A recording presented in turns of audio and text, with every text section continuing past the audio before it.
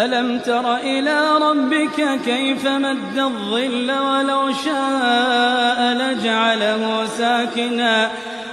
شاء لجعله ساكنا ثم جعلنا الشمس عليه دليلا ثم قبضناه إلينا قبضا يسيرا وهو